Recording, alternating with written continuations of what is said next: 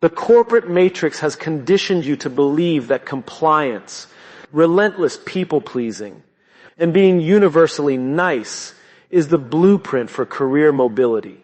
But strip away the HR propaganda and look at the cold architecture of institutional power. In a hyper-transactional environment, blind niceness is systematically weaponized against you. It is treated as submissive weakness. While you are busy being cooperative and taking on passive grunt work, the calculated grandmasters are using your energy to fuel their own visibility. The system doesn't reward the good soldier who follows every rule. It rewards the strategic operator who understands leverage, dictates boundaries, and controls the narrative. If you are waiting for the corporate system to notice your kindness, you are actively organizing your own stagnation. Welcome to the breakdown of the Machiavellian Professional site. The users are actively developing a content series focused on professional psychology and success strategies as of July 2026. Evidence requested scripts and metadata for a series of videos, including the Machiavellian Professional with the tyranny of patience and the networking scam. Conversation date 2026-07. Nuts! The manufactured corporate matrix thrives on the niceness trap, an institutional mechanism engineered to convert your baseline empathy into a tool for systemic exploitation. From the moment you enter the corporate ecosystem, HR frameworks and management conditioning train you to be universally pleasant, accommodating, and deeply compliant. However, within a hyper-transactional landscape, this agreeable disposition acts as an open invitation for resource extraction. Senior operators and institutional players do not look at your politeness and think of promotion. They recognize a submissive asset that can be safely loaded with high-stress, low-visibility tasks without any fear of pushback. By prioritizing artificial workplace harmony over raw strategic positioning, you inadvertently signal that your boundaries are flexible and your compliance is guaranteed. The systemic weaponization of your cooperative nature ensures that you remain trapped at the foundational layer of the hierarchy, bearing the operational weight while more calculated actors ascend. Falling into this compliance trap directly exposes you to a devastating power differential, an unyielding operational reality where high-tier execution completely lacks strategic leverage. Many ambitious professionals falsely assume that sheer hard work and flawless output will automatically guarantee upward mobility. But in the cold architecture of corporate governance, raw production without political leverage is nothing more than optimized slavery. When you execute tasks efficiently without establishing a distinct position of power, you simply make yourself an indispensable utility to your managers, someone too valuable in their current grunt role to ever be promoted out of it. True advancement is never a meritocracy based on kindness. It is dictated entirely by who holds the leverage during critical negotiations. If your daily execution does not translate into systemic leverage, you are merely funding someone else's corporate ascension with your cognitive capital, guaranteeing your own professional stagnation. Breaking away from this exploitative loop requires an immediate shift toward tactical, narrative control, where you master the critical art of visible contribution and uncompromised credit ownership. In a highly political corporate theater, the person who actually performs the labor rarely receives the institutional reward. The prize invariably goes to the individual who controls the narrative surrounding that labor.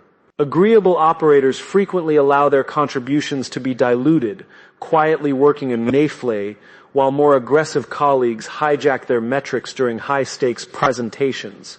To counteract this, you must learn to visually and verbally anchor your name to every high-impact outcome you generate. This is not about arrogant boasting. It is about the cold, systematic alignment of perception with reality. By controlling the corporate optics, you ensure that your strategic value is undeniably visible to senior decision makers, neutralizing any attempts by administrative parasites to hijack your execution. Once you dictate the narrative, you must immediately implement the architecture of refusal. an essential framework for establishing calculated boundaries that systematically force the market to recognize your true value.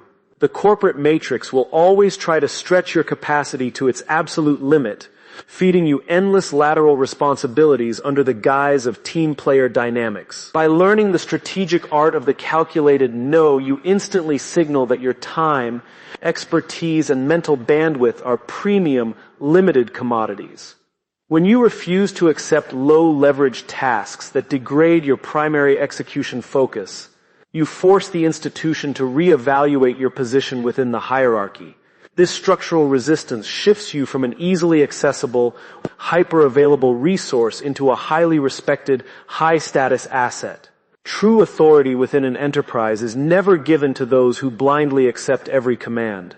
It is earned by those who command their own professional boundaries. Establishing these rigid boundaries creates the psychological space required to execute Grandmaster maneuvers, allowing you to seamlessly navigate the hidden political landscapes of the corporate arena with total emotional detachment. Average professionals view their workplace through an emotional lens, suffering from personal betrayals, office gossip, and petty rivalries. The Machiavellian Professional, however, views the corporate grid strictly as a high-stakes chessboard. Every interaction, email exchange, and cross-departmental alignment is treated as a calculated move designed to optimize leverage. By removing emotional vulnerability from your operational framework, you protect your focus from being hijacked by corporate safeguards. You stop reacting to provocations and start predicting them. This cold, clinical detachment allows you to identify the real power centers within the patient's prepeature, which are rarely the people with the loudest titles, and align yourself strategically with shifting corporate currents.